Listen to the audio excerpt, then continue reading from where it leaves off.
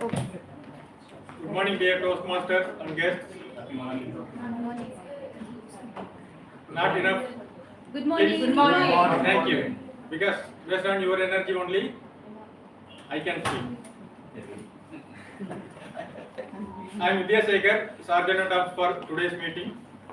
Let's start with mission of the Toastmasters Club. The core mission of the Toastmasters Club is to provide mutually supportive and positive learning environment in which every member has the opportunity to develop their communication and leadership skills, in which foster their self-confidence and personal growth. So, the history of the Toastmasters International is, the Toastmasters International is founded by Dr. Ralph Medley in the year of 1924. Now we are celebrating 100th year. We are going to follow 3 golden rules. First one, please put your digital devices in mute. Let's take 5 seconds.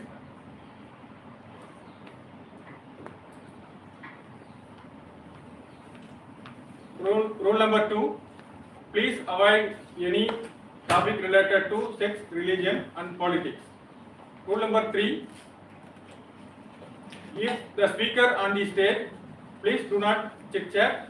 Also, do not go out and come into the room. With this, let's welcome our proceeding officer. My patient, she is tech geek by providing training on DevOps cloud. By birth or by mind, she is an all-time vice president education. Let's welcome our proceeding officer, Toastmaster. Thank you, Toastmaster Vidyasekhar, for a wonderful welcome. I declare the opening of President Distinguished Madras Toastmasters Club meeting number 721. Good morning, all. Good morning, Toastmasters, fellow Toastmasters, members, and honorable guests are present over here. Today, our essay talked about energy, right? How to keep yourself more energy, because I had a small sleep yesterday, so I thought how to keep myself more energy. The same thing you started today. The thing is, first I focused on sleep because I slept 5 hours yesterday. So I thought, so when you have to get a more energy, the sleep is must, at least 8 hours of sleep and music. The second one, I would say, it will give a lot of energy to us. And exercise, as usual, 30 minutes of exercise makes us to be more energy for the whole day. And the fourth one is spend time with nature. At least spend the time on our upstairs, in the upstairs to see the sun or the moon. So at least by that time we can have some connection with the nature. So that also boosts our energy. And the fifth one, socializing. Hope everyone now are connecting with our mobile only, right? So we can focus on these 5. We can get obviously energy. And the top 5, these are the 5 things I used to follow to make myself more energy. And the things which I avoided to dehydrating, or the thing which make myself draining is I used to have avoid junk food and have a limited food on my daily routine. And overwork, I never used to overwork for a long time. I used to have a small break, like after 40 minutes or 1 hour, I used to have, even if it is an important work, I used to have a small break in between that. And the procrastination. The thing is, first, in do list, I will do my hardest thing first, because the thing which I feel I'm procrastinating because of the hardest thing coming to my plate. That is the third thing I avoid. And the social media, even I am used to it, but in yearly basis, I never touch social media or any digital gadget for 5 days. I went to a silence program that makes me to keep energy on the level. What level I am expecting, that keep me. And also I am avoiding a negative news like gossip, and I won't involve. If that is going on, I just come out of that. This makes me to keep my level energy at my expectation. Those I want to share with you. With this, I want to welcome any of the guests. Your guests, yeah, just.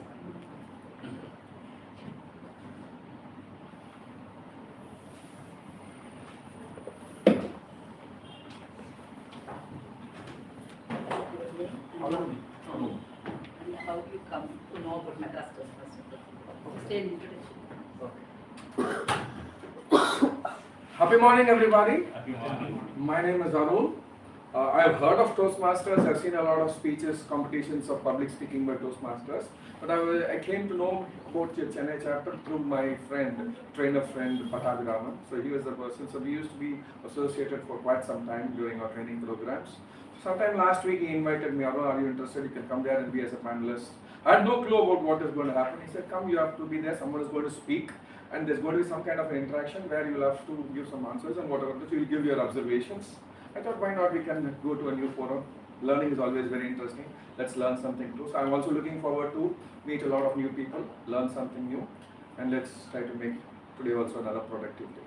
Thank you very much. Thank you.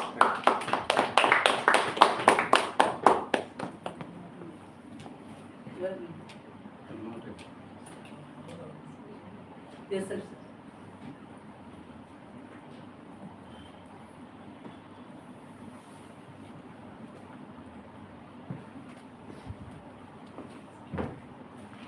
Hi, good morning all. I'm Rajkumar. I'm working in an IT field, so I'm basically a Chennai. I'm coming from nearby T Nagaroli. So I heard about this person quite a long back. I already interacted with you, I sort of forgot your name actually before. A couple of years back, I used to talk with people, try to join the Toastmasters before. Unfortunately, I didn't make it. So this is the time I just showed up and tried to be a part of this Toastmasters club. So that's what I'm thinking. Last week I came actually. So some people have been paid up for another program visits. So now it's time for me to meet some of the new faces over here, and it's good to interact with you all. Thank you. Thank you, sir. With this, I want to introduce our Toastmaster of the day today. Today, our Toastmaster of the day is Toastmaster Vidyasekhar. By professional, he is an AA architect. His hobbies are reading books, cooking, and traveling. He played all the roles in ESCOM. He is mentoring a club, SIT Toastmaster Club, Madurai. He is passionate about a storyteller. Well, he is passionate about storytelling. Let's welcome Toastmaster of the day, Toastmaster Vidyasekhar.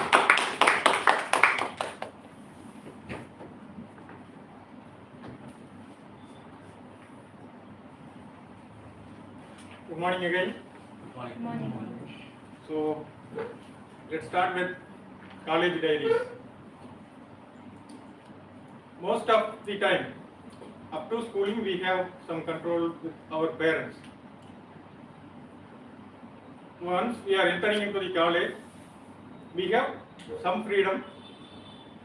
Based on that freedom, what we are going to do is remember up to till we die, right? So there we have a chance to explore our passion, like whatever the things we want to explore, we will try to do that. Either it's good or bad. We will have that experience. One of the interesting thing is we realize what is good, what is not good, what is our future plans. Up to that, okay, we have some uncle or some aunties will be there in home. They will motivate you. You become an engineer. You are scoring 100 marks in mathematics. That's our dream. Once we enter into college, there we meet lots and lots of people from different backgrounds. So that time we will select at least, okay, this is the path I am going to select. So in my story, accidentally or coincidentally, I didn't join engineering. So I joined in UG, like BSc Computer Science in Ramakrishna Missions. It's Gents College. We used to call even professors or even principal, we used to call Anna. This means elder brother. The whole uniform is white and white. Even we can wear vest. See, look, for my height, I like white shirt and white vesty and folding it and walking into the campus and coming out, how it looks like. even sometimes the professors also, Abhi, please drop your vesting. It's not look. It's like nobody is walking here and there. So this is the memory. So okay, to get that teenage excitement, okay, I wasted my 3 years of life in Gents College. Let's go to the co-ed college for the masters. So that is the one of the best college. Most of the almost before 10 years, most of the colleges are like that. That was the one college. So okay, after entering into the campus, there was a strict rule. You should not speak with girls. Even if it is there, then there will be first is fine or some suspension. Even they will call the parents and take all the counseling, all these things. That's how it went. So the first day introduction of the friends. The first day there was no friendship, but the first day how it was. No one knows, just sitting nearby, like here we are like Toastmasters first day. Okay, I am Vidya Shekhar, I am coming from this place. And the introduction was like, one is from US like president, another one is from UN president. Like that, the first day introduction was like that. Okay. Then after a week, it will be like Machi, Vada, Poda, that level. Then it will keep on going. So after that first day, after a week, how it will keep on going? Okay. The similar interest people will keep on, by interacting, we will keep on adding the group. Then going out even for food, even for snacks, going with the same kind of person till the college is over. This is the simple first level memory. Let's start with, in general, the Toastmasters meeting is having 3 segments. The first one is prepared speeches. The speakers will have their own project objective.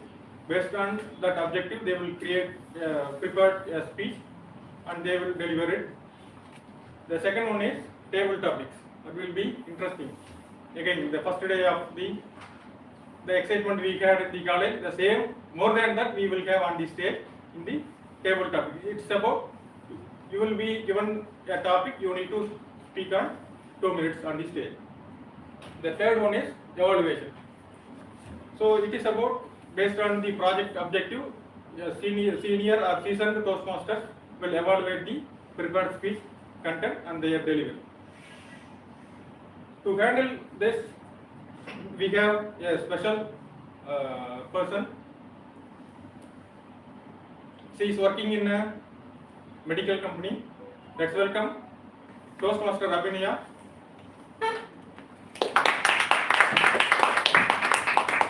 Thank you, Toastmaster of the Day, for introducing me. Good morning, fellow Toastmasters. Good morning.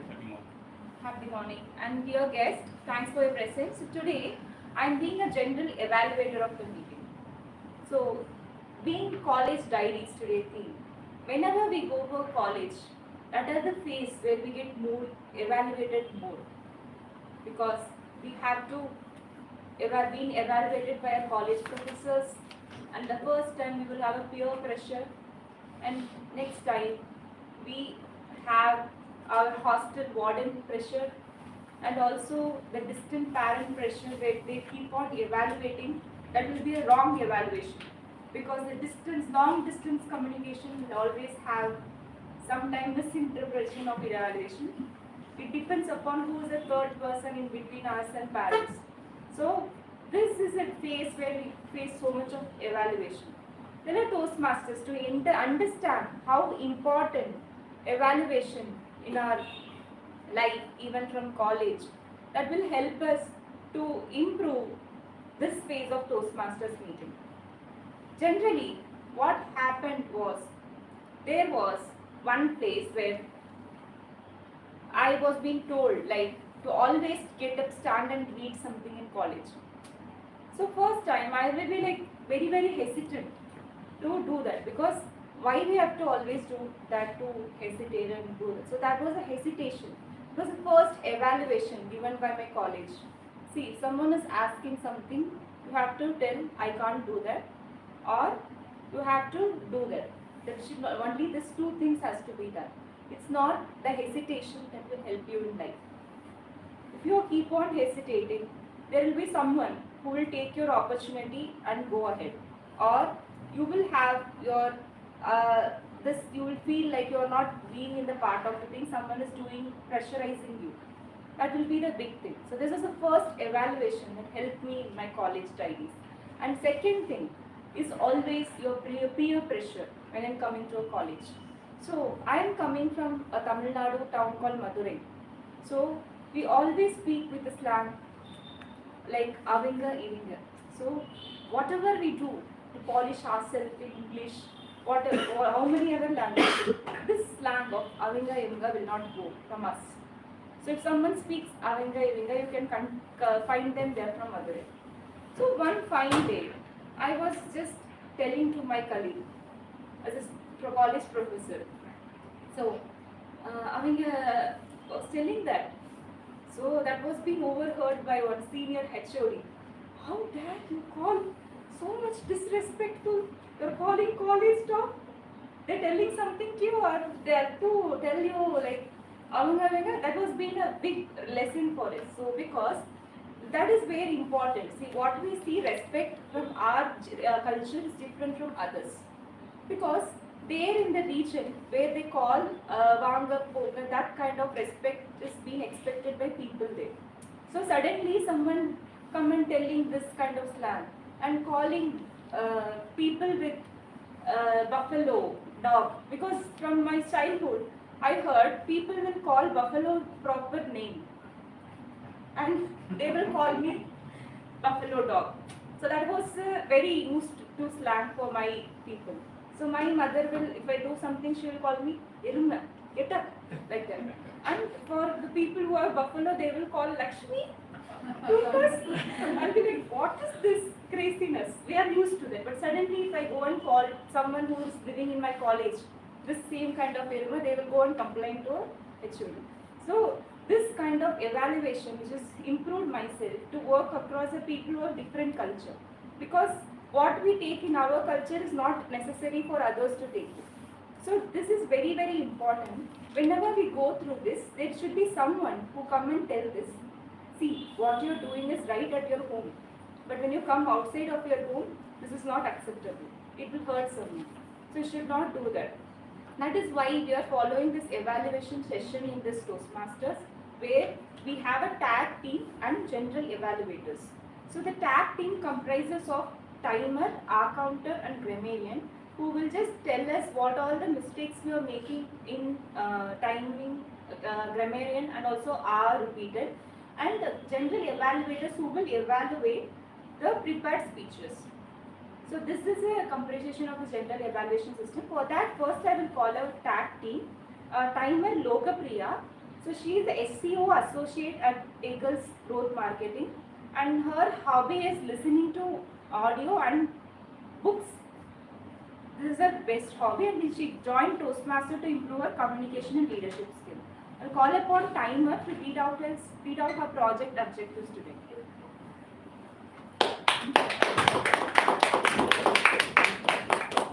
Good morning, fellow Toastmasters and guests.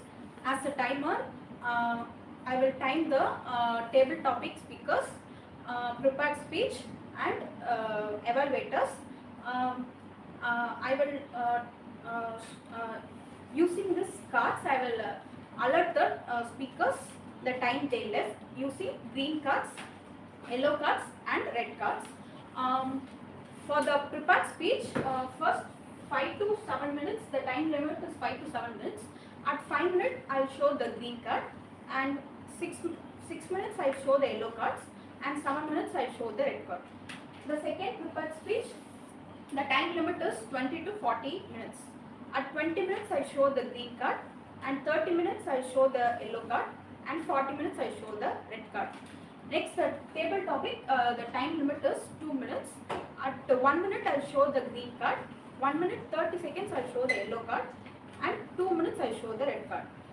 Next, the evaluation, the time limit is 2 to 3 minutes. At 2 minutes I will show the green card, and 2 minutes 30 seconds I'll show the yellow card, and 3 minutes I show the red card. The grace time is 30 seconds for all the speakers. Thank you.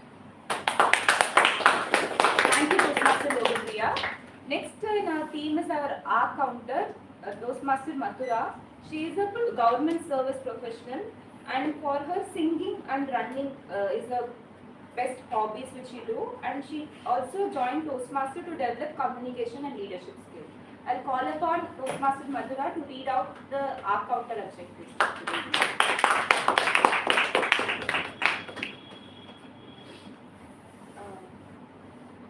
Good morning, fellow Toastmasters. As the R counter, I will be noting down all the filler words that the speakers will be using today.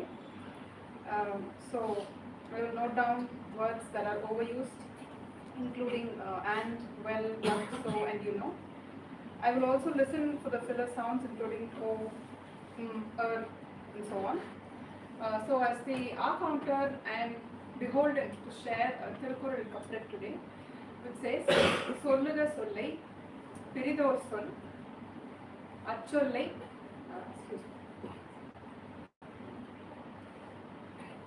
அச்சொல்லை வெல்லும் சொல் இன்மை அறிந்து. So this means that the choice of words that we use during our speeches should be such that there should be no better appropriate word than the word that we choose. So while speaking, the filler words are first in line of the words that we should avoid using. So keeping that in mind, I would like to wish all the speakers the best too. Thank you, Toastmaster Mathura, for the 2 minute R counter objectives. Just for a tip for all the Toastmasters, whenever you feel like you're using R, you can give a pass in between your speeches for 3 seconds. That will help you to not use so much of R's in your speech. And next we have a team, a grammarian. She is Toastmaster Vidya Lakshmi. She is chartered accountant by profession, and her hobbies is playing badminton and writing poetry. She joined Toastmasters to improve oral skills and build network from different people. So I'll call Toastmaster Vidya to read out grammarian objectives of today's meeting. Good morning, Toastmasters and dear guests. As the grammarian, I pay key attention to the usage of words and the proper usage of language. I will pay attention to the right usage of language, and I also make note of any exemplary words, phrases, or any quotation that's being used by any speaker on the stage. As a grammarian, I'm also obliged to introduce the word for the day, which is epiphany. It's a noun, which means it's a moment of sudden realization or understanding about someone or about oneself, or it could be about anything also. To use that in a sentence, whenever I have a glimpse of my college diaries, I have an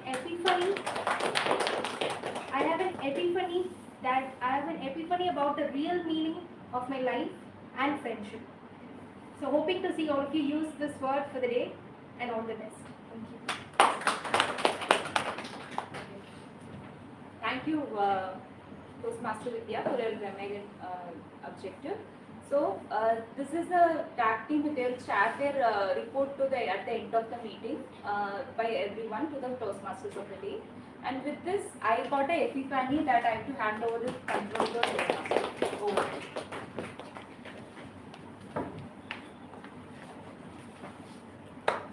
Okay, in the college days, once we had the friends, who is our target to provide the nicknames?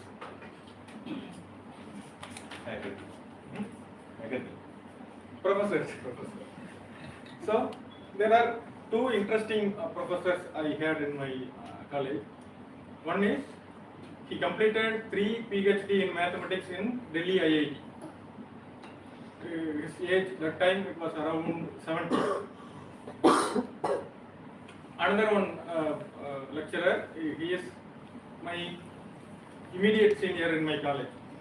So when I studied first year of the course, he completed the 3rd year and became professor to me, because we both know how to take the bits. He was sitting very close to me, and we both are just exchanging the bits with his friends. So he became a professor for me. The contradiction is, the professor who is having 3 PhDs is coming and sitting with the students and asking their future goals. Okay, if you want to do this, try this. If you want to, yes or no, IT industry is not good, so go for any government exam. He is just giving some guidance. Do this, try this, go with this, like that. Our immediate super senior is coming and saying the next day itself, the first day of the class, if you are not wearing any correct shoes, you won't clear GD in the interview. If you are coming with not tuck-in, you won't clear the interviews.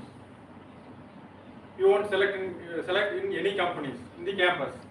That's what the conversation between the experienced person and the younger person. Let's go with another story after the prepared speech. So to start the prepared speech, the speaker 1 is, before calling the speaker, let's call the evaluator of the first speech, Toastmaster Arun, to share the project objective. Thank you, Toastmaster. Today, Dr. Trunadara is going to deliver his project from level 2 project to presentation mastery, and the project is focused on the effective body language. And the purpose of this project is for the member to deliver a speech with awareness of intentional and unintentional body language, as well as to learn, practice and refine how he or she uses non-verbal communication when delivering the speech. All the best to Dr. Rao and over to you. Thank you, Toastmaster Arun. Our first speaker, charter member of Madras Toastmasters Club and past president of our Madras Toastmasters Club. He has 16 plus years of Toastmasters journey, completed 2 DTMs in 2013 and 2023. Let's welcome DTM Dr. Trinad Rao. The title of Mobility in CLAAM Cities. Mobility in CLAAM Cities. DTM Dr. Trinad Rao.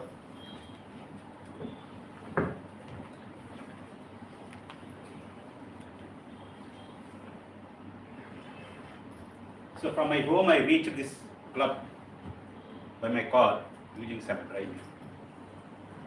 So morning I paid some of my bills using PhonePe application through my mobile phone. And yesterday I sent some document to my colleagues through my mail. Can you guess what is the common in all these 3 scenarios? It's a mobility. So I'm going to share my mobility experience in CLAM cities. What is mobility? Mobility is a movement of people, things, money, documents for the day-to-day life. It will create a freedom and happiness to your life. So mobility is having a set of skills: physical stamina, strength, coordination and range of emotions. Now I am going to share what is my particular mobility experience in a CLAM cities: Chennai, Los Angeles, Atlanta and Minneapolis. Because most of my career spanned across these 4 cities, I fondly call them as a CLAM cities. Each and every city having its uniqueness, charmness and different set of rules and regulations. For example, if Chennai, you see in the south, it's a very hot city. And if you see in California, in America, Los Angeles, it's a very good city. It's the America in America. And Atlanta is an eastern state where black population is very high, very professional guys. And Minneapolis is a snow, yearly 9 months it's a snow. So my driving license experience in these 4 cities I am going to explain to you today. So when there is a 4-step process to get a driving license in any city. First is initiation of driving license. You have to submit your application, necessary documents, pay the fee. Then only they will allow for the 3 tests. One is vision test, knowledge test, and road test. What is vision test? Vision test, what they will do is your clearance, eyesight distance, how they will assess you, how you are fit for the driving. And in knowledge test, rules and regulations, violation penalties, statutory warnings, they will assess you how you are good in that city. Then finally, your road maneuvering skills and behind the wheel capabilities, they will test in the road test. So these are the 4 tests common in all 4 cities. I am going to explain how my experience for getting driving license in all the 4 cities, national cities. 1995, first time I appeared driving test in Chennai, Central RTO in Checkpad. So before attending that road test, I enrolled for driving training in Vijaya Driving School near Valvarkota.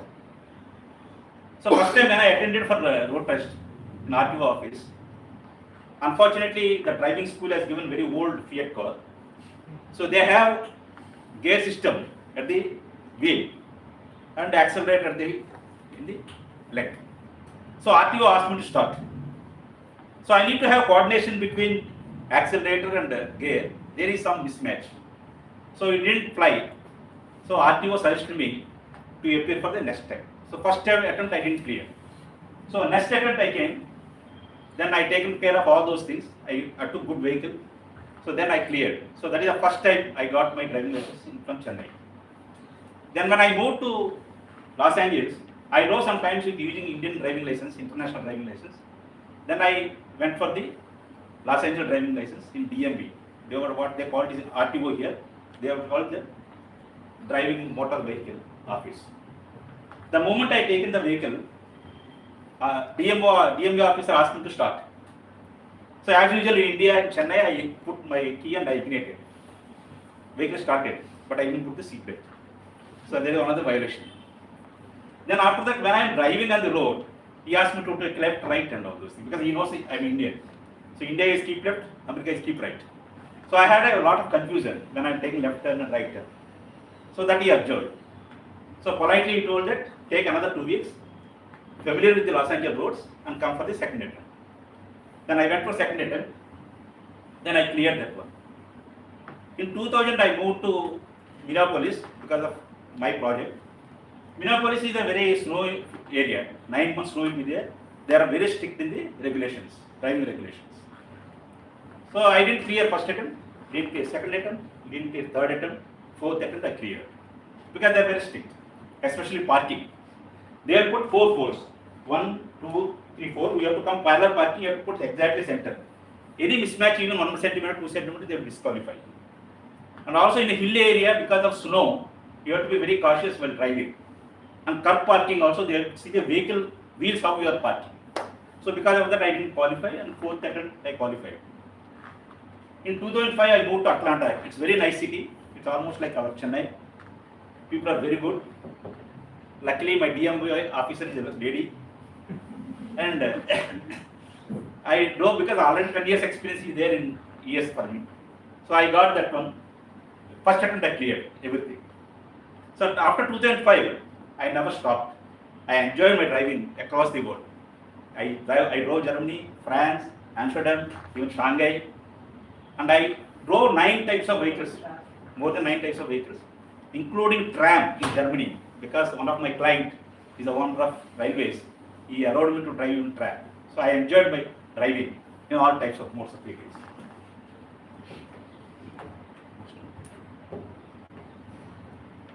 Yeah. Can you all say along with me couple of times? Dosara Jeevanam. Mama get see talata. Dosara Jeevanam. Mama Gati Siyalata. The meaning is mobility is my second life. So mobility is my second life. Live your best if you are interested in mobility, being it's a personal trips, celebrations, or a professional activities, or spiritual trips. Enjoy your driving. Remember, mobility is not easy. You need to have 5 skills. What are the skills? Personal stamina, strength, coordination, range of emotions, balance.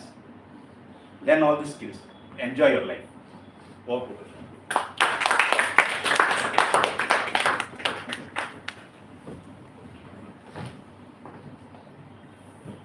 Thank you, Dr. DTM Dinnaran sir. The same college time I got the same driving license, accidentally in the first attempt itself. Okay, let's go to the second speech. So before calling the speaker, let's welcome the moderator of the second speech, Toastmaster Priyadarshini, to share the project objectives. Thank you, Toastmaster of the day. So today, our target speaker, Toastmaster Manikandan, is giving his level 5 project 2, which is actually moderator panel discussion. The purpose of this project is for the member to apply his or her skills as a public speaker and a leader to facilitate the panel discussion. I hope this is going to be a very interesting and session. The speech title is Human Well-Being. Over to you, Toastmaster.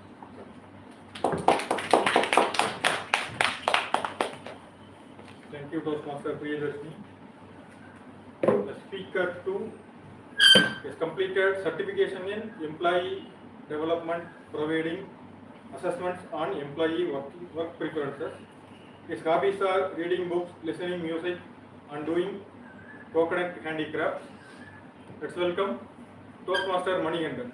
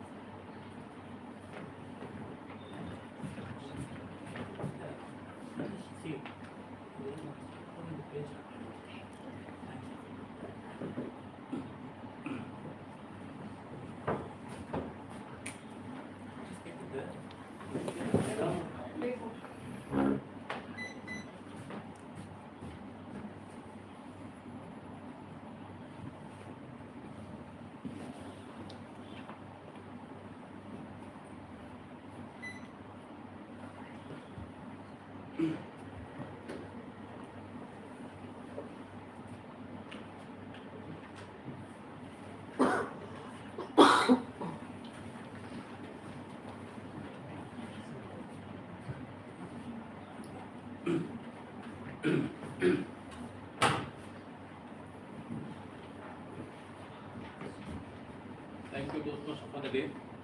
Fellow Toastmasters and guests, very good morning to you all. Let me set the context of today's panel discussion. Human well-being has been at the center stage of discussion at any point of time.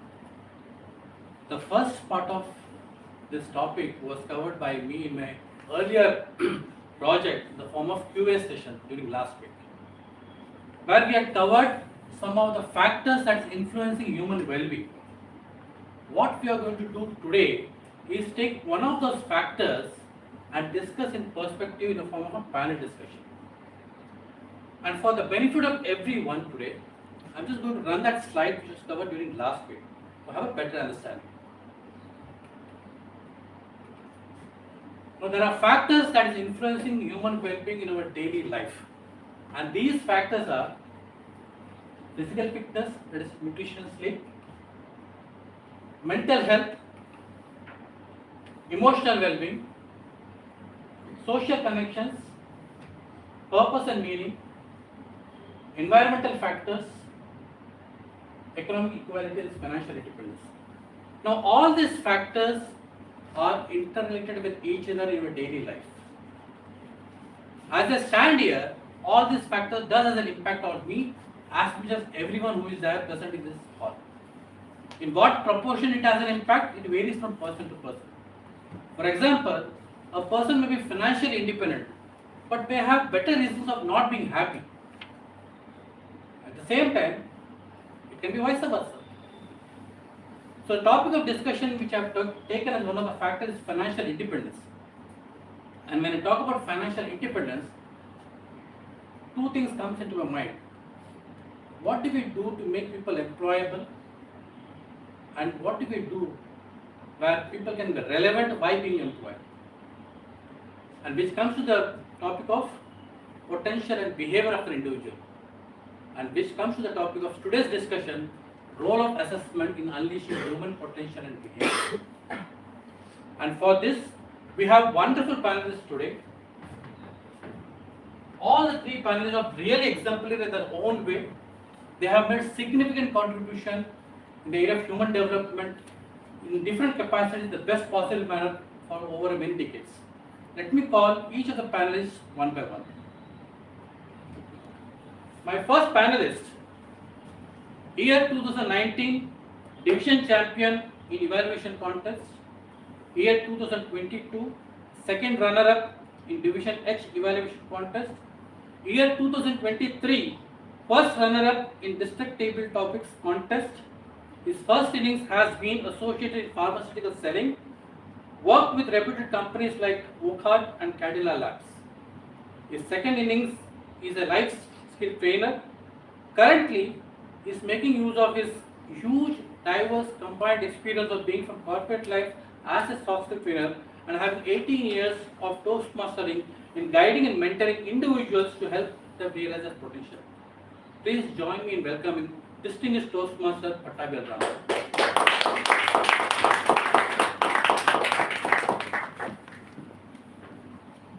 Thank you. My second panelist is a charter member of Madras Toastmasters Club. He holds the highest education award as DTM in Toastmaster. In fact, he is the only person in MTC who has dual DTM award to his credit. Besides being in Toastmasters, he did his doctoral studies from Indian Institute of Technology, Madras, in Systems Engineering and Management. He is also a project management professional, having 3 decades of rich experience in research and corporate experience with leading IT companies. Please welcome distinguished Toastmaster Dr. Trinadha Rao. My third panelist, one of the preferred trainer in soft skill training, is an empaneled senior trainer at the Institute of Chartered Accountant of India, having a background from defense studies, an entrepreneur with enormous experience in pharmaceutical and corporate event management, a dynamic soft skill trainer with 2 decades of experience, working closely in conducting placement training camps for engineering colleges. His commitment to empower individuals to realize their potential makes him one of the preferred trainers in soft skill training. Please join me in welcome Mr. Arun on the stage.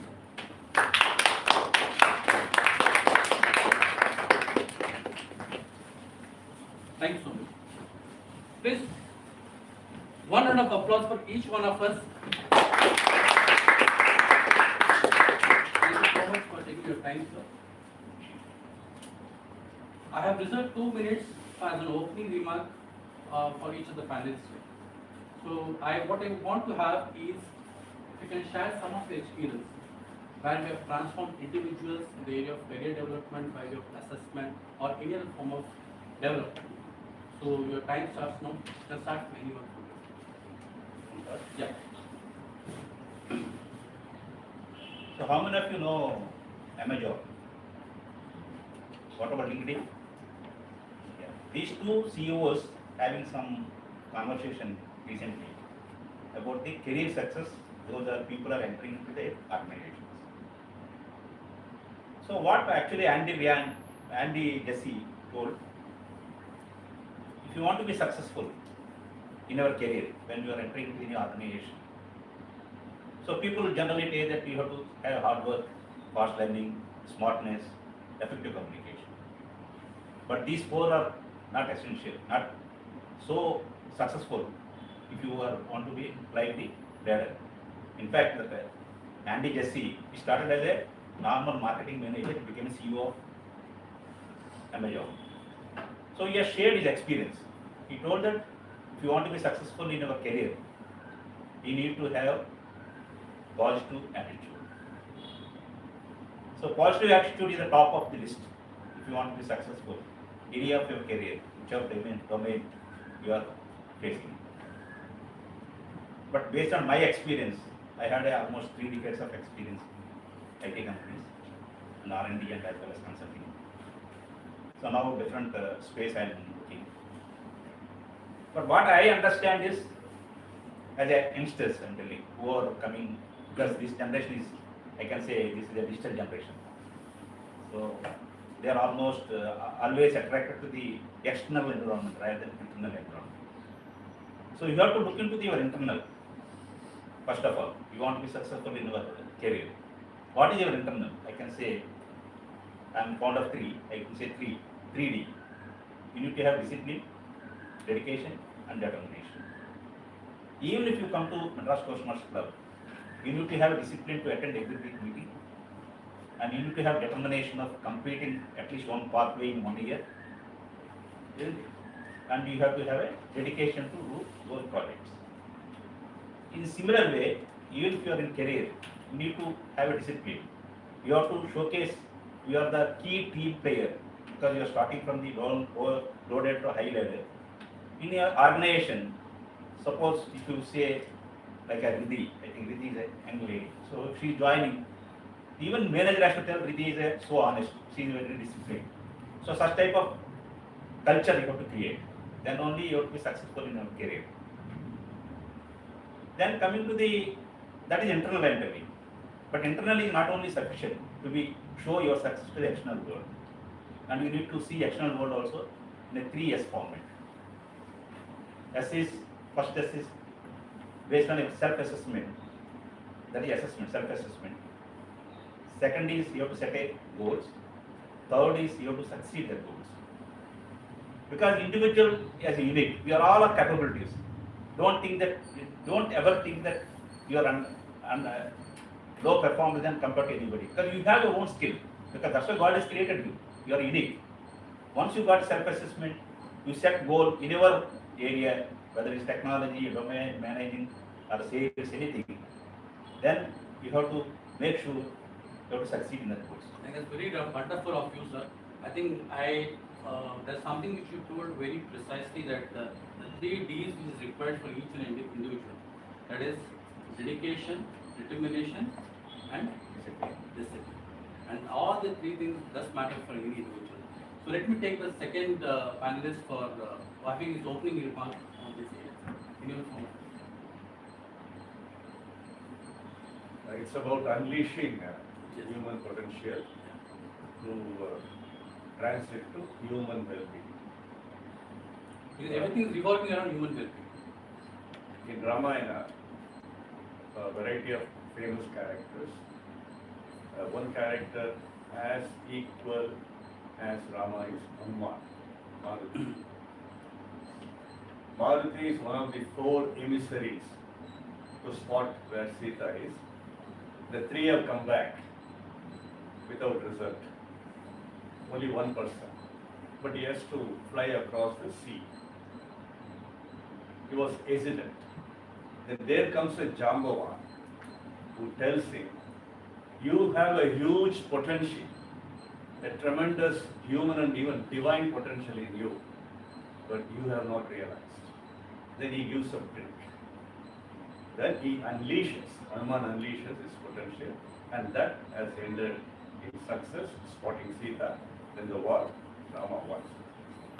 Similarly, very often we remind, without realizing our potential, why other examples? I can take another example. I was a success in pharmaceutical selling. A business mid-adventure in the year 2000, I came down. I drastically fell down, abysmally. I was clueless where to go, what to do. In fact, my almost bank balance was 2,000 rupees in the year 2004. Then, like Jambawan, a MILT program intervened. MILT in India, it's called MIGRA, Institute of Leadership Training. MIGRA is an American. Aparesh Acharya from India went to Dale Carnegie School of Empowerment, got trained. And it is that MIGRA kindled Aparesh's potential that, man, you can start your own company. So when he came to India, he started. I happened to attend this program. That's a wonderful program, an army-like training program that prepared me physically, emotionally, mentally, intellectually, nowadays even spiritually. That opened up my potential, which I did not realize till then. Then when I started understanding, realizing, getting imparted, informed, prepared in terms of skill, information, knowledge, even to the extent of wisdom, when I started applying in my personal life, professional life, and social life, yes, I became a huge success. Today I am able to enjoy this human well-being because of that realization and application. I will tell some more in the second round. I would like to add what, almost in the same sense of what Abhilavan shared with us. So whatever we want to do in your life, it is in human well-being, we have a lot of information regarding that. We have a lot of data which is available for us to do it. It's not that we don't know. And we can always source it. But any amount of information which is going to be available with us, which is not going to be helpful for us, unless, like what he said, is we need to realize it. And only when we realize the value of that information, we will be able to implement whatever we have learned, which in turn will help us to transform into a beautiful human being, to our potential. So information alone would not help, would not suffice in our life. So we need to realize that whatever we have learned, whatever is the value, whatever we need to do, whatever we need to achieve in your life, we need to understand, we need to have that right. And for all this, like what he already added is, we need to have some more discipline towards that. Unless we have the discipline in that, it is not going to help us to do that. So if all your desires in your life, if you have to become fulfilled, the only way by which your desires will be fulfilled is you need to deserve what you desire. And if you need to deserve what you desire, you need to develop your deservingness, which will come only with discipline, which I feel is going to help us to become successful. In fact, the perspective which I am hearing from you, that makes me to relate one of the episode of Niyana, which happened to be a couple of weeks back, where there were one set of young people on one side and their parents, concerned parents on the other side.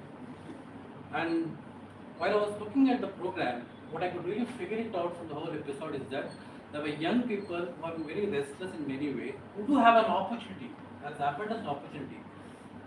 At the same time, they have been hopping from one company to another company in a fraction of 2-3 months' time, which is making the parents more concerning. So they are not able to get a proper foothold somewhere. But it's not like what I saw from a different perspective, that it's not that young people do not want to work. They wish to work, probably they are having their own preferences, passion in place, which is not in alignment with what they want to have. So in such a case, what I wish to have, which comes to my another question is, how do we make people employable in their own preferences, passion or employment expectation? So I start with you, sir. Could you repeat it? How do we make people employable by way of in their own passion, preferences and employment expectations? You should have a first clear goal. Unless you have a clear goal, it's not going to help. Many of us have goal, but goal without a deadline becomes just an idea. Nothing, it's not going to help us. So a goal with a deadline becomes an intention. So now a goal and deadline is only an intention, it's not going to help us do it. So we need to have a goal with a deadline and a plan which will help us to become successful. But just a goal and a deadline and a plan alone will not help us. We need to execute it even more. We need to put ourselves even more into that. And only then we will be able to become successful. So that means we need to have a personalized, intentional, proper goal. And we need to have a proper plan for which. And you should have a proper deadline towards it, which alone will help us. And many of us don't know what is that we really seeking for. Do I really deserve? Many people are aspiring so many things. They're desiring so many things. But first we need to understand, do I deserve? Do I have the capabilities? What are all the skills that are required for me to develop myself on that field. So unless I develop those deserving skills, which is not going to help me. They have knowledge, but they don't have the design skills. So unless you develop those skills, it is not going to help you. So you need to develop that. And once you get a clarity on that, then you will be able to become successful in what you want. Thank you. That's my opinion. Sir, how about you? Vallala says, Ramalingarigar, 3 nice words. Pasithiru, Tanithiru, Vidithiru. For Rav's sake. Pasithiru, thirst or hunger. Tanithiru. It is not the loneliness, it is solitude. Loneliness plus thoughtfulness is equal to solitude. And Vidithiru is awareness and consciousness. As you said, it is the right information if it can go to the youth or younger generation. That realization and the thirst or hunger towards seeking information, knowledge, and also putting them into action, success will chase you. You don't need to go after it. If I put it in my own style of interpretation, we normally want cash. Everything works on cash today, money. The spelling of cash is C-A-S-H. Phonetically, is there any difference between C and K? If I say C-A-T is cat, K-I-T-E is kite. So phonetically, there is no difference, which means C is replaceable by K. Am I with you? Then I make it as K-A-S-H. So when I talk about this Pasithiru, Tanithiru, Vidithiru and interpret in a little elaborate manner, then as you said, information, churning of information turns into knowledge. That is for K. A, the most important one is our thought process, our attitude. A is attitude, nothing but one thought over another thought, and let it be always a positive, pleasant and productive thought. And next letter is S. It is set of skills, not just skill, because today even the technical skills are becoming more and more important besides non-technical skills. And H stands for not hard work but habits of labor. If the younger generation, if they are imparted this way, to have a balanced combination of K-A-S-H, once again success is unstoppable. Consistently they can be successful. Wonderful. Thank you so much, sir. Sir, your take, sir. So your question is How do we make people employable based on their preferences, passion, or employment expectations? So I will take some of the things what actually I panelist already discussed. For example, Pat told about Hanuman and Rama. Actually, I can say Hanuman is greater than Rama. So, but Hanuman doesn't know his strength. So, if you want to be successful in your employability, you need to first of all you need to know about your own strength. So that's what I told you about self-assessment. So once you know knowing your strength, then the other panelist told about your deservedness. What you are deserved for your position. So these two has to be balanced first. Then again you apply 3T formula. Target, drive and transform yourself. So for example, you came to Madras Toastmasters Club, you targeted to become an effective communicator. That's why you came here, isn't it? So once you come here and you are training on various prepared speeches, table topics, evaluations. So that skill of communication you are improving. Then you have to transforming. When you come as a guest and become a member and you become a seasoned speaker, transcending earlier form into the new form. So these are the important skills one should know apart from your academic skills or maybe technical skills. These are the skills are very important to grow in our respective field. But one more thing I told already about regarding the discussion about Amazon CEO and LinkedIn CEO. What they told, we need to have positive attitude. What is positive attitude means not energetic. Positive attitude means once you are joining any company, you need to have a trusted subordinate. Your manager has to have 200% confidence on you. So that trust you have to build first of all. You want to be employable, you need to know how to build the trust. Then you have to be a very sincere, honest player, honest worker.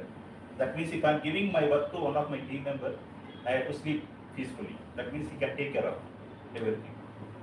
Then third thing is you need to have inspiration to other core team members. Seeing your work, other team members has to compete you. I have to do better than like that. If these three skills if you have, definitely you will be employable and you will be successful forever. Remember, current generation is artificial intelligence. It is going to beat your intelligence. How you are clever, you have to beat that artificial. Excellent, excellent, excellent. In fact, please, one round of applause for them.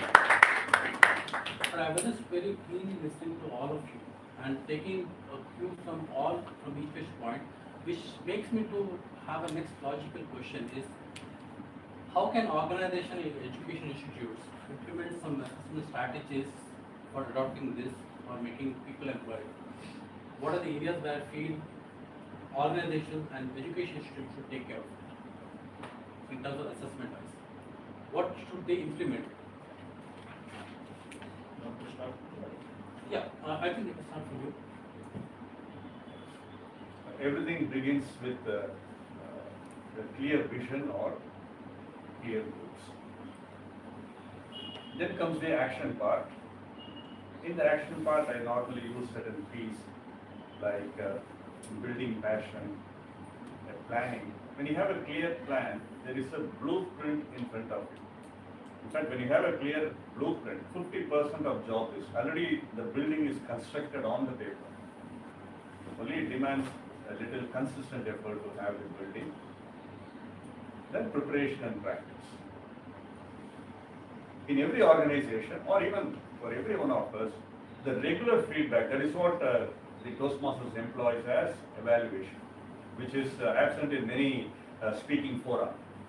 So when there is a constant feedback, then the pluses are understood, minuses are identified, and the minuses are converted into pluses, and that feedback gets into the person concerned, and when we apply it in the following task or following projects, there is obviously far better result.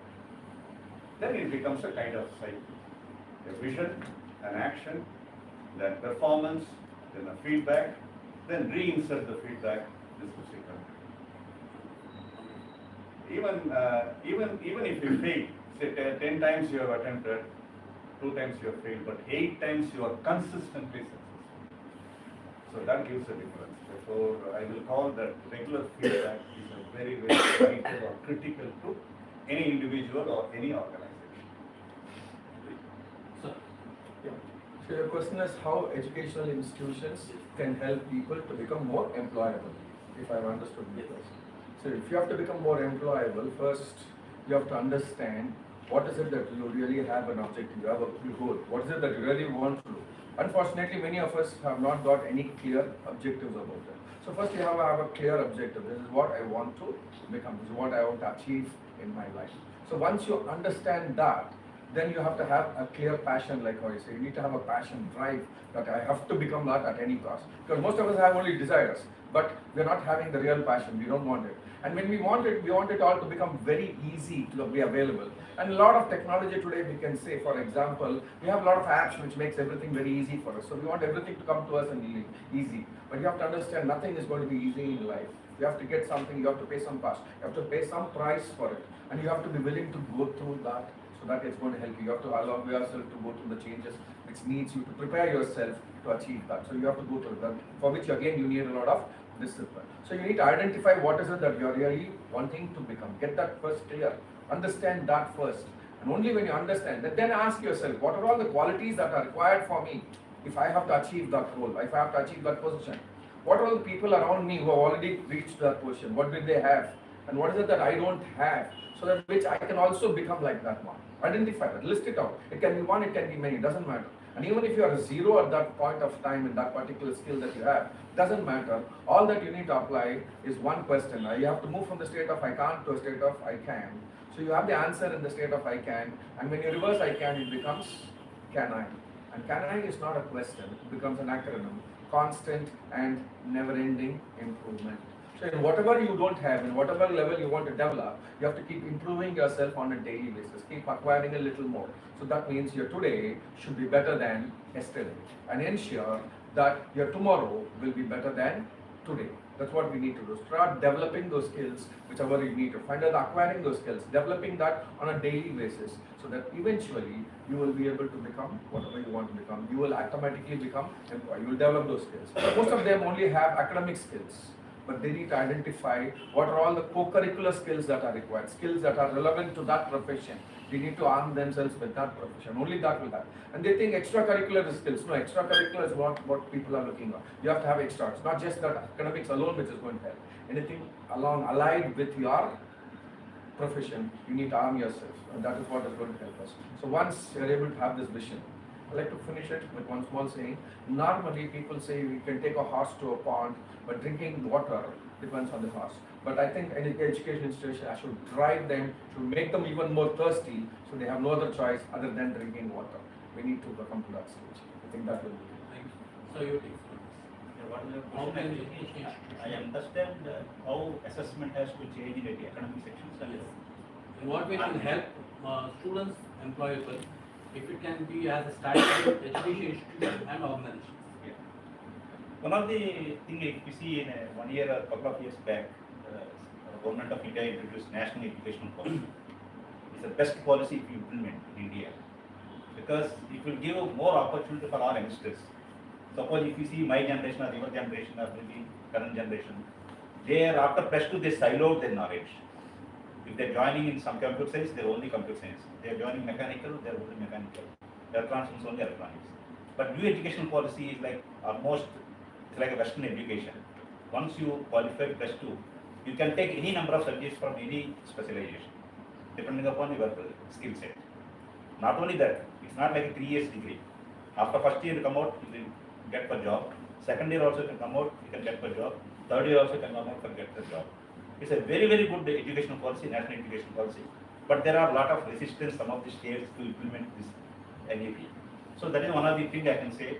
If all academic institutions, if they're focusing on national education policy, so that will be help for the students to be employable in their own way, in their own field. So that is one of the assessment. In NEP, if you see a lot of assessments, methodology is there. So all assessments they have to implement, so that people will get the multi-skill set, not only silo skills. Suppose if, even though if you are in +2, you are a very good student, but unfortunately if you are joining civil engineering, you are only constrained to civil engineering. You are not at all touching to computer science. But if in new education policy, you can touch any field. Okay. So that is the assessment. So they give good assessment strategies, methodologies for the new education policy. They have to implement in academic section, academic areas. But when you come into the organization, because I saw this organization assessment, because I was also part of this assessment, corporate assessment. It's all bell curve, if you see. Because I have 100 employees, top 10 employees, top rating, 30 employees, next rating, 40 employees, this thing, and last I give some, again, last 20 employees some rating. But the assessment, bell curve assessment, what I can say, is not at all useful. Okay. Because some of the employees, even though they have a hidden talents, they are frustrated, they leave the organization. True. True. So that is one of the things. So that actually changed. I don't know how they will change, because our Indian consultancies, lakhs of employees, say they want to give bonus every year. They have to follow some pattern. That's why they follow normal bell curve. Just for the sake of formality. Because they have to give some bonus. They have to give 5 to 10%. They have to distribute 5 to 10% among the employees. They will follow the normal curve. But instead of that, if they can able to introduce new skill set, new assessment, depending upon the people's aspiration, depending upon the people's technology and passion, if they can able to group small groups, and they can give independence to the manager, concerned manager, to give some assessment, right assessment, to uplift the employees, that will motivate the employees. Excellent. So that type of cluster assessment has to give, not organization assessment. Wonderful. So, in fact, I wish I can have more time to have more prolonged discussion with the wonderful topic which is going on. I think I leave for the remaining 10 minutes from the audience to have more questions, because I do have a couple of questions which I wish to have. But I have within my time limits, I have to really take care of certain things. But I am just throwing out the audience to have some questions coming up in the last 10 minutes. Have your question very crisp and small, so that we can have much good perspective for the parents. Anyone from the audience? Sir, like we are talking about broad broadening the perspective of education, like national education policy, like whether we have to do it in multiple domains, versus that will not reduce the focus of the particular domain. So for example, the experts in that particular domain will also get saturated. Is that not the other perspective? What to think about it, sir? If you're working in IT or non-IT? I'm in non-IT. You're asking me or you're Yeah, asking anyone. Yeah, because I touched the national education Yeah, policy. sure. Yeah, anyone. So because if you're IT or non-IT? Non-IT. Okay, if you are IT, you can know those are working in IT, they are not IT degree holders. You see, go to Tata Consultancy Services. Out of 100 people, 20 people corporate science, 80 people are non-corporate science. So there, you see, I think I answered your question. So it won't silo your domain, it won't constrain it. Because wherever opportunities are there, people run. From 95 onwards, all people are running to computer science, irrespective of your branch. Because jobs are there. There is no jobs in other fields. But if you have multi-set qualifications, you can explore. Not only that one, actually Government of India wants to develop entrepreneurs. You don't depend upon the jobs. You start your own entrepreneurs. So this type of national education policy is fueling to develop new entrepreneurs. So that's why I think national education policy is not just like that came. A lot of thought was went, a lot of visionaries put their thoughts, then only that policy came. So if you implement, that will be successful. Great. Addressing yours, whether IT or non-IT, it's called survival of the fittest. An expert explains nicely, survival of the fittest is to choose one domain, go as deeply as possible into that. At the same time, get associated or informed with variety of areas. In many American companies, my brother used to say, the CEO or the MD invariably a non-technical person, but he is so much capable in other domain areas that he is able to control the language. In fact, new education policy is so good that it is so flexible and it fosters to be that entrepreneurial spirit. Tamil Nadu is somewhat resisting. If it can accept that the entire Indian state implements, I can assure that in another 10-15 years, India can really be superpower. The superpower is built only in the classrooms of college and schools. So this is my answer. I had one point to what you said. You're talking, will it dissipate my focus on one particular? That is your question. I like to add one phrase which you need to understand. Everybody, if you have to become successful, you need to develop something called as horizontal exposure, vertical expertise. Horizontal exposure, you should know something about empathy. Should have multiple skills. The difference between Sachin Tendulkar and Madras Toastmasters. Sachin Tendulkar, god of cricket, but was a failure during one part of his cricket career when he was a captain. But Mahendra Singh Dhoni, not a great cricketer, not a great batsman, not a great wicketkeeper, but he is considered as the greatest captain because of his multiple skills. So you need to develop multiple domain skills, various skills, and only that is going to happen. You're only going to keep focusing on one, like Sachin. I'm not speaking ill of Sachin, but you need to have multiple, and only those people will become. So you have to have multiple. That is only one. That is all. One last question. Minimum, yeah, please. Sir, he had posed a question about aligning an employee's passion and goals with the organization goals. So my question is from the employer perspective. Is it possible to align the organization goals and its employees' goals? If so, are there any best practices that you heard of? It is possible, provided the employer's goals and the employee's goals are going to be matched. It should be there. It should not be only self-centered. If I believe it should match both, then yes, definitely it should be possible. But if it's going to take care of the employees as well, then it is possible. Probably I can take from the cricket perspective, because the IPL is over and the World Cup is starting. 11 team, a company or employee, and one person only gets the man of the match. That too out of 22, not out of 11. So how I align I have my personal agenda, but the team also has some agenda. The team wants to win. So, but my personal agenda is I want to become the man of the match or player of the match. I score and not only contribute to the team performance, I also ensure the team also wins. That is why Imran Khan used to find fault with Sachin Tendulkar. Sachin scored century, but India loses the match. Inzamam scores century, Pakistan wins the match. So if I go with attitude, then my set of goals are nice alignment with, in alignment with the organization. So if you have that attitude, then it's a win-win situation. Not only I win, I also make my team members win. Then the team becomes a champion. So your question is how employee passion match to employer goal in the field. So I share my example. See, when I moved to TCS, like the first company I started working after my IIT. So that time TCS is not a big company, but their goal is by 2010 they want to be global top 10 company school. Employee goal is by 2010 global top 10. If I am part of this company, what I have to do? I have to make sure my company's vision has to be fulfilled by 2020. So then I have my passion, my skills have to align with my employer goal. It's not like that employee has to align with my goal. Because I went for job, I am working for organization, I have to fulfill my organization's goals. Organization never fulfill your goals. But we have problem of attrition and Yeah, because attrition is there. jobs. Because of attrition is there, because you are not matching with the organization goal, isn't it? If you match with the organization goal, they will become a CEO. Like I told Andy, Jesse, he joined as a just marketing manager, assistant to the Jeff Bosches. But within 20 years, he becomes CEO of the company because he aligned. And now Tata chairman, Chandra, I work with him, and Chandra, he's just programmer. Now he's a Tata chairman. How? Because he aligned with TCS, then he aligned to Tata, then he became a top position. So unless your passion, your goal is not aligned with the organization, don't stay in the organization. Come out. Join the organization where your passion, your goal is aligned. So that's what I'm saying.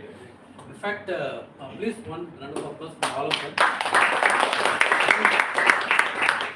The benefit of having a panel discussion is that one, you have a common perspective and you have a diverse perspective. And both the perspectives tend to be as an element of truth behind it. And what we can really see today is having a diverse perspective in many areas. So happy for you all to come and give your experience today. And wonderful being here. One round of applause for everyone. You're almost. Thank you so much. Before I could leave you, I want to give a small gift for each one of you. He is unleashing the gift from the back. Sir, thank you so much for coming. Thank you so much for coming. Thank you for giving opportunity. And let's take care of my project over to Toastmasters for the day.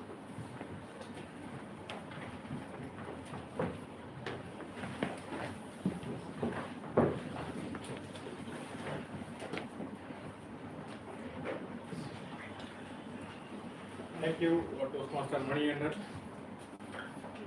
It's like watching BBC channel. Like lot of insights, knowledge, different dimensions. It's really useful. Super. Okay, we are almost done. So we will have 10 minutes of tea break and continue the session. Thank you.